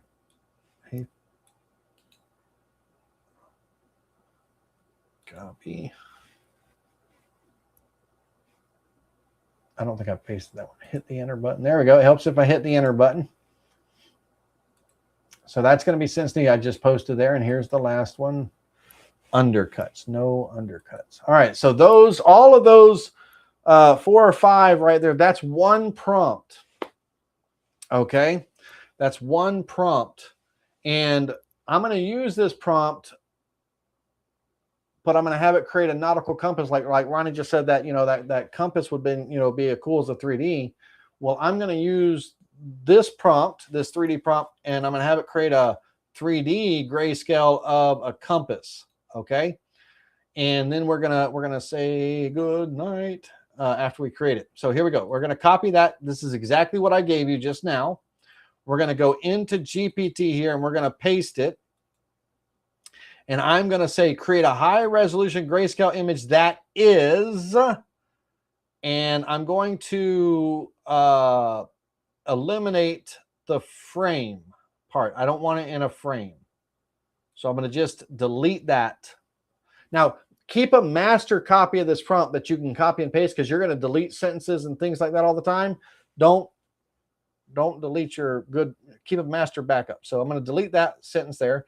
So create a high resolution image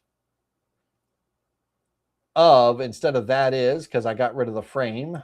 So of a nautical compass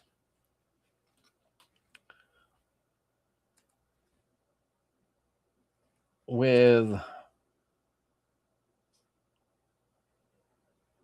rope and anchor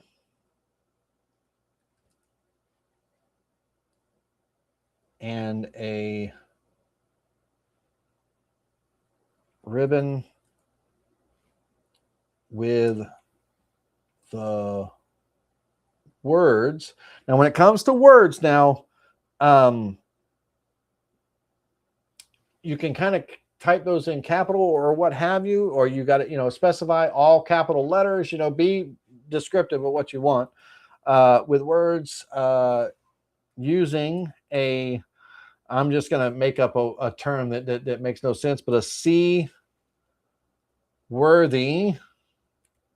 font, right? Just something that's C-worthy, right? I don't know what a C-worthy font is, but we're going to see there. So with the words using a C-worthy font that says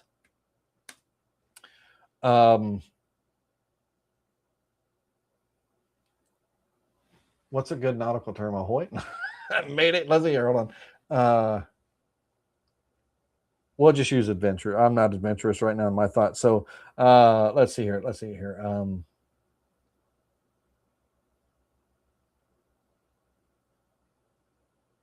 God. User front that says, what's a good nautical term? Give me something. It could be welcome aboard. Well, there we go. Yeah, there you go. No, yeah, welcome aboard. right? I'll have it in all caps. That's fine. In all capital letters. Okay. So that's what I want. Create a high resolution grayscale image of a nautical compass with a rope and anchor and a ribbon with the words Let's do this with the word. Let's take welcome aboard in all capital letters. Let's put that in front of the font. So let's cut that from there with the words, paste, welcome aboard in all capital letters, comma, I think it's a comma, using, might not be a comma, anyway, using, you don't have to be punctually correct with GPT, using a seaworthy font, I'm just going to leave it at that. Okay, semicolon. Now, please include, which is, we don't need that. We need this. In the highest possible resolution, highest possible contrast, representing a bas relief for CNC carving. The image must feature extremely balanced lighting, very clear contours and textures, including distinct, included. Also include, I knew there was a word missing there. Also is before the second word include in what I pasted you. Also include distinct depth levels to create a pronounced 3D effect. The relief should, this is all what you have already. The relief itself should be made of organic shapes as though modeled from clay. That's what gives all the Vectric carvings those nice smooth edges. Okay. With flowing lines, designed with no undercuts. Very important. All right, let's see what we get out of that and everything. So the whole prompt that you had, I removed this part about the frame, told it what I wanted, the compass with the banner, the rope, the anchor, the banner, the letters. Got rid of the words, please include. You could be, you could have put that in front, please include, so it knows. And then everything else was already what was written, so nothing else was changed on there. And so this is the grayscale. Now, can you email me the link for the setting a date for the one-on-one class? We'll be starting on your, oh, that looks so good. We'll be starting your one-on-ones in April. I will be texting my email. Yes, Roger. Roger, I think you and I have been texting back and forth. Say yes or no if that's true. If so, text me your email and I'll do me a favor, kind of text me an email with a reminder of what you just said there, and I'll get that to you. Now, guys and girls, that's a great looking compass. Let me download that. Now, Laney, is it at this point that you would go and upscale that, or? Yes. So let me go in here. So that's a good looking image. Yeah, really, really cool. So now let's take it over and make the model. But yes, so on this image here, I'll give you an example of Galaxy AI. Okay. So if I'm in ChatGPT, but now I'm going over to Galaxy. And Galaxy, ladies and gentlemen, is just an AI of a collaboration of a bunch of AI tools, over 3,000 that you have access to for like $15 or $19 a month. Galaxy.ai. Whoever even works here is wiped out. Good. I can live with that.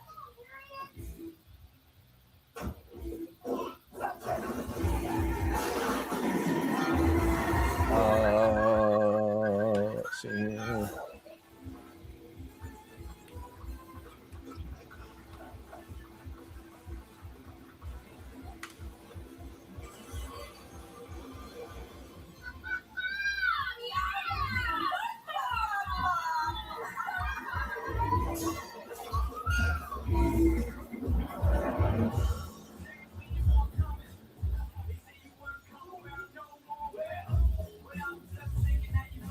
Okay, it would help if I actually use the correct login. Hold on a second. It's not that one. It's build it. There we go. Now let's try that.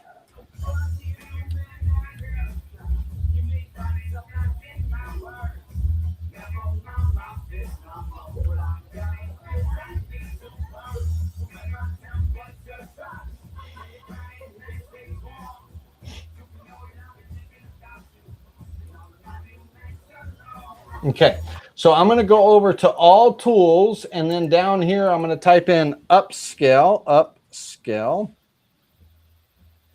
And on the tools, it's the image upscaler here. So I'm going to open that up. Now the upscaler takes, now this is already a high resolution image. Don't get me wrong. Now this image already is, that I'm going to be bringing in here is already 1024 by 1536.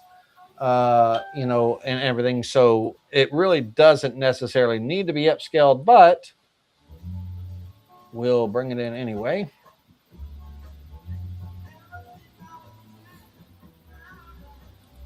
And we'll make it 2 times its size. We'll hit generate and it'll regenerate that. Now, I'm also going to take this into the image editor and I'm going to remove the background.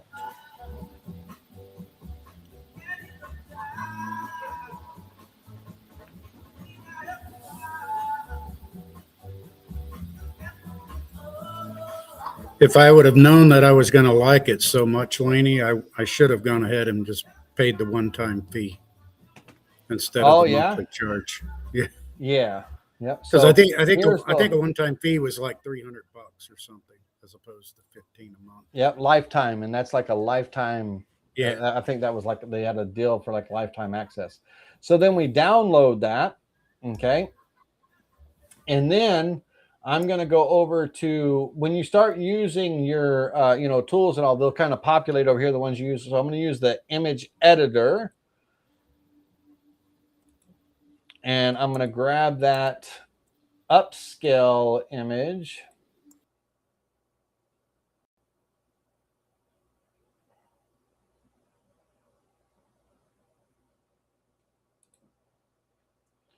And Nana Banana is my favorite, so I'll leave that with this. And I'm going to just take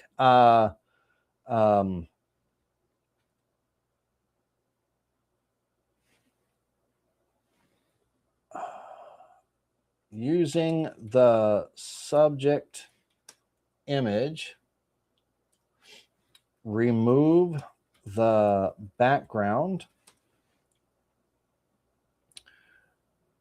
replacing it with a transparent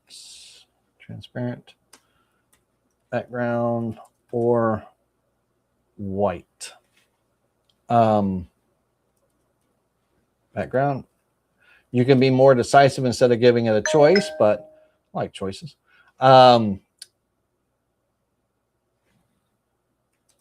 Do not change the contents of the image's subject. Only remove the background.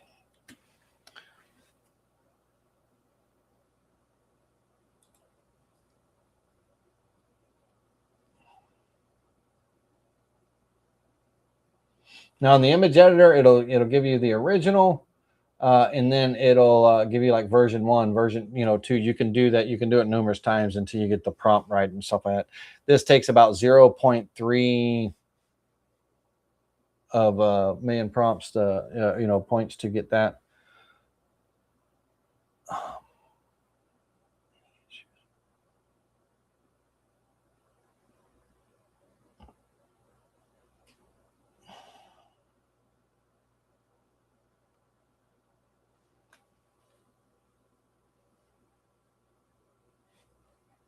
Okay, so there's the background removed. Wonderful. Now, final step. I'm in, give me a second here. Hey, I'm in a class. That looks good. I'll give you a call, or I won't give you a call. I will message you later. Bye. My daughter. All right, so took out the background, right? Because I don't want the background there. So now I can download that. And then this is the final step for me. This could go over to something like, Create a Carve or Carve Create, from Vetricanol, but I use Sculpt OK. So sculpt. First of all, let me get into the right browser. I was in the wrong browser there. For me, Sculpt, OK, image generator. I'm going to import that image. Now, I have a paid membership on this. It's, I think, $19 or something like that a month or what have you. So I'm going to use the Sculpt Pro instead of the free. The free, I could do the free too. But yeah, let me just do the free. So this is the free one. And it's going to give you 4 options. This is now making the 3D model. So it's going to give you 4 options of a grayscale with the depth map and everything. Now, the first one is always no good. The second one, you know, you want grays and you want whites, you know, whites and blacks and grays and all. You want detail and everything. You want a good mix of it so you get those depths and everything in your carving. So normally, I will just say this, 1 and 2 are normally no good. 3 and 4 are the 2 that you're choosing from, right? So I'm going to choose 4 because it has the dark shadows and the lights and everything. So it'll give me the best, detail. Because white is the highest part of the model, black is the lowest part, and then the grayscale in between. And so there's not a lot of gray. There's a few bits of gray, but a lot more here. So I'm going to get more depth and stuff out of here. So I'm going to use the. This takes 18 points. All right. So now if I turn this here, this is the actual 3D model that it's created and everything. Now what I'm going to do is on my settings, let me turn this to the side a little bit. On my settings and all, I'll typically bring this all the way up to 1200 millimeters. Now what that does, you got to be mindful now. What that does, you got to be careful and all because it flattens out the model, right? So when I stretch it out, I flattened out the model. Now, not the detail stuff, but I flattened it out. I made it big, you know. So as you know, the smaller it gets, the more depth you have in your model and stuff. Now, we're not done yet. I'm just, bringing this up. So for me, I'll always go to, bring that up, come down. I'll turn off the enable texturing because that really gives me a realistic view of what the model, looks like and how much depth it is. And there's not a whole lot of depth right now because I just stretched it out.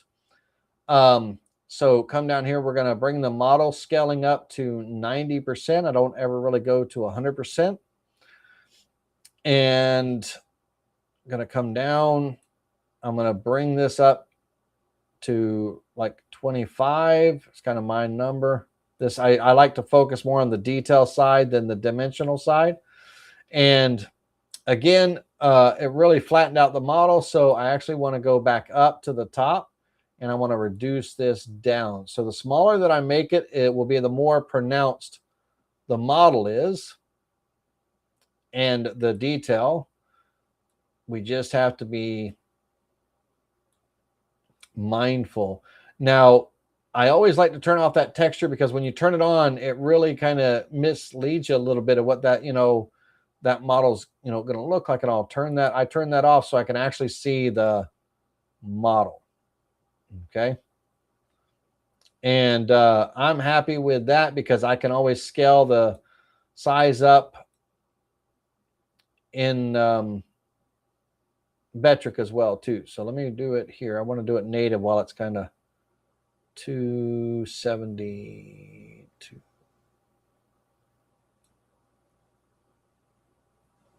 Okay. I'm just going to go there. Noise, I like to keep it sharp, so I'm not going to noise. I'm not going to smooth it out any. Dimensionality kind of flattens it out. Detail brings out the detail, right? So I'm kind of, between 15, 25, that kind of thing. I'm usually don't really go over 25 on that.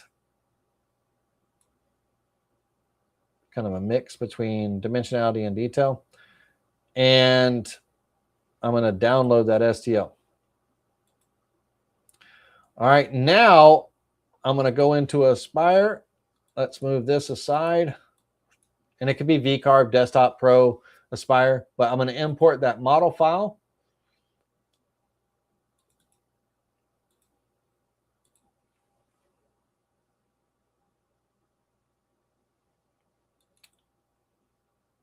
Make sure I'm facing the right way. I am. I'm going to have it fit in my 24-inch area. So it's 24. I'm going to go 23. Apply. I'm going to actually build up this to 0.75. Apply. That's going to bring that detail back in there, that height and everything that, was taken away. I can build up that detail. I could go, if I wanted to, I could go, let's say, 2 inches and apply. But you got to be mindful of what's going to happen, right? So too much is too much. So in this case, I'm going to go 0.75 here. Now, I honestly should have set my, let me take just a quick second here and hit cancel for a minute. I want to hold down my shift key and go into my job setup, and I want to bring this into a high resolution environment when I import it in, because I want the best detail that I can get when it builds this model. So one more time, click top so we can see it. Scale the millimeters to inches. I need this to be 23 inches to fit on my 24 board. I'm going to unlink the X and Y and take that 1/4 of an inch and make it 3/4 and click apply and then import. Oh, I'm an idiot. I'm a dumb. Don't do that. Do not do what I just did. I didn't center it. And it kind of automatically, it kind of took my dumb butt and did it itself, but it imported it in without centering it. But there's a button, a very important button to center your model. It did bring the model in for me and without me hitting the center button and everything, and which I'm glad of. All right, in the components, the top component, there's 2 of them, bottom and top. The top component is the model. The bottom component is kind of nothing, right? So let me turn this off. Let me show you the bottom component. It's kind of just a plane, a very thin plane. That's all it is. So normally you just turn that off. Okay, so this gets turned on, this gets turned off. Okay, and so here's our model. Now let's say that I do not want this background. By default, it kind of gives me that background in there. Let's say I do not want that background there. The next step that I would do is take it to the trace tool. So click on the model, click on the trace tool, turn it to black and white. And what my goal is I'm going to take it all the way to minimum. And I'm going to slowly start. I use a roller wheel on my mouse, but I'm going to slowly start ticking up until it clicks, boom, right there. Okay. I don't want to go, too far and start losing the detail, but I want to go all the way white. I want to just, in this case, it was just literally 1 click to get here. And that's what I want. So when I default corner fit, it doesn't really matter at this point for the fading and all, but I want to preview that. And that's going to give me my lines, my vector lines.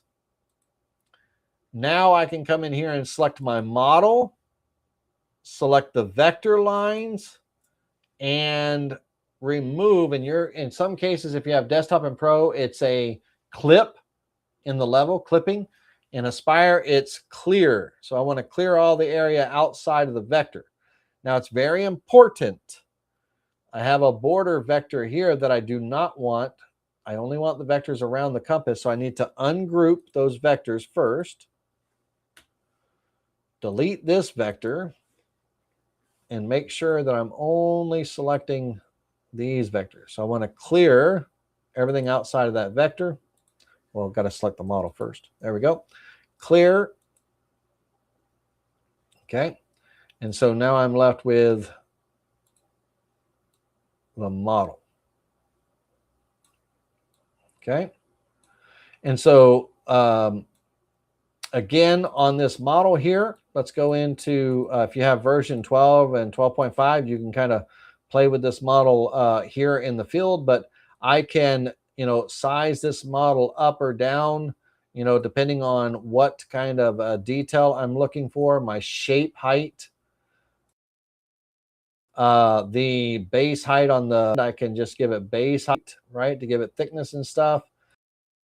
In this case, I want everything that I just did there. So edit, undo, undo.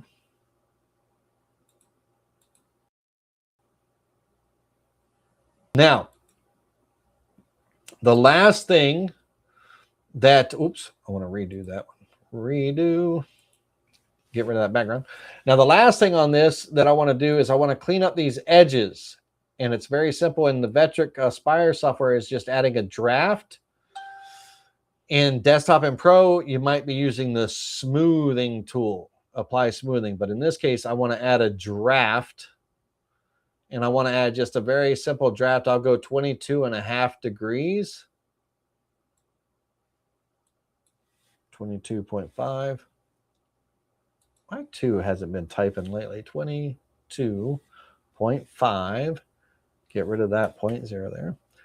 Up. Now it's going to freeze me up, ladies and gentlemen. So while this is doing the draft, it's going to lock me up. So I'm going to freeze. Y'all won't be able to see or hear me for a minute. It's just the nature of the beast. But I'm going to add a draft. Here we go.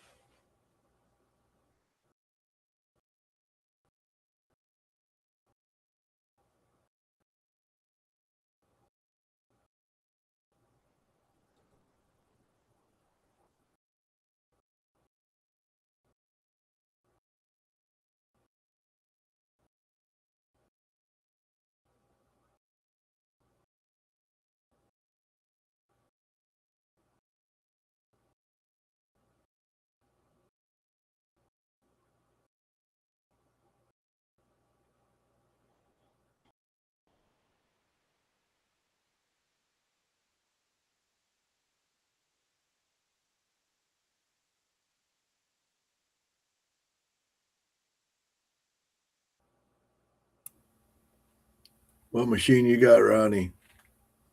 All right. After all that, we disappeared for a minute. Like I said, you weren't going to be able to see me and stuff. After all that, I cut it off because it was just taking a little bit too long to draft. But here's the thing. So here's the 3D model. Now,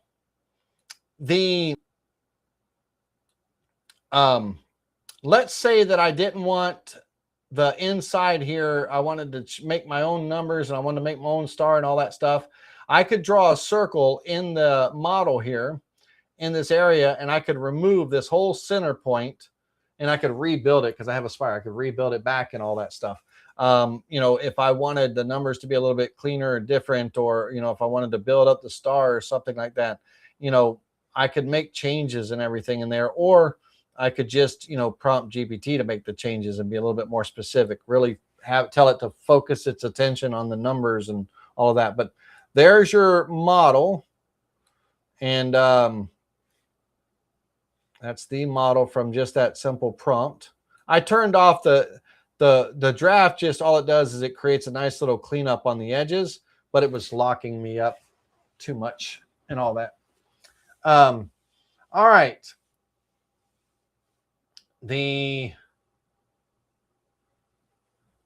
That's it, ladies and gentlemen. That's about all I can teach you on this stuff. You got your prompts. Ronnie, you want this model? I'll give it to you. I really like it. That's pretty cool. Yeah, I have no idea what I would. I'd have no idea what I would do with it, but it would be fun to go carve. Yeah, I'll export that out as an STL and I'll make it. I'll post it for everybody that y'all can download and all that stuff. I might give me a little bit because I might go in there and clean up the numbers in the star a little bit, make it worthy, and all that. But what's that? Where are you going to post it at? The YouTube channel community announcement with the link, the SpindleTV Exclusive Facebook group, in those two areas for you guys, so that you can see them. It'll be a notification, just to you all, so you can that on the YouTube channel. So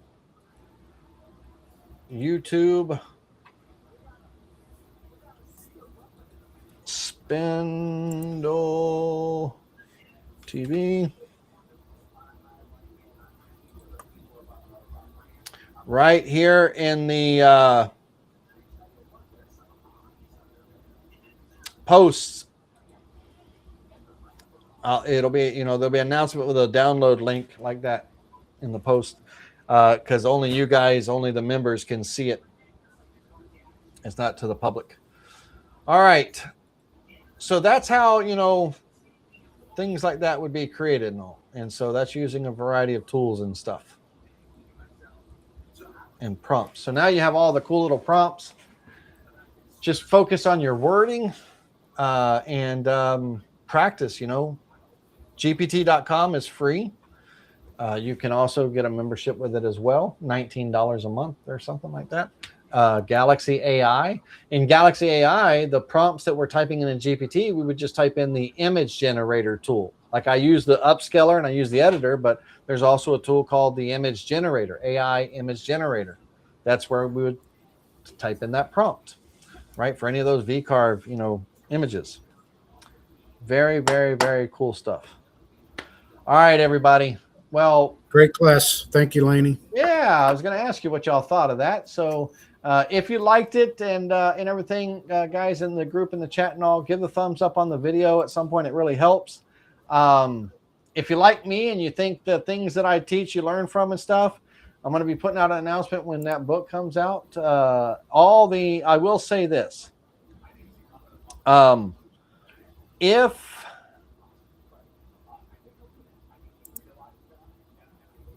If you wanted, I'm going to be ordering in a bunch of books that, it's stupid. I don't even know why I'm offering, but somebody asked if they could get a signed copy. But if you wanted a signed copy, let me know, and I can, before you buy on Amazon, you can, I'll have copies in-house that I could sign and, send out and stuff.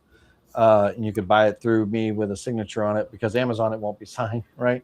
But it's going to be coming out in 72 hours. I'll be making a big announcement, and I'd love for you to support me.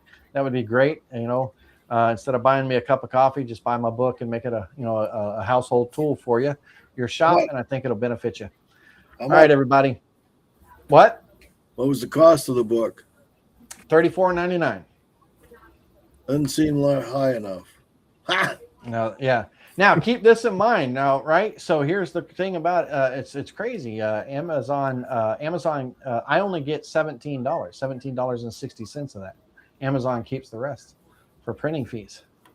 So my it's called a royalty. What I get for each book that I sell is $17.60. So yeah. So I make $17 a book. So support me. I could use that $17. All right. Hopefully you got something out of this. Make sure you copied and pasted those prompts, and we'll catch you on the next one, ladies and gentlemen. I'm not gonna. tomorrow, in tomorrow night's class, I will bring up that example from the class, last week of the price savings by optimizing the toolpath. We'll talk about that in tomorrow's class. So be sure to tune in for that and everything. Y'all have a great night. We'll God see you bless later. Thanks, everybody. Laney.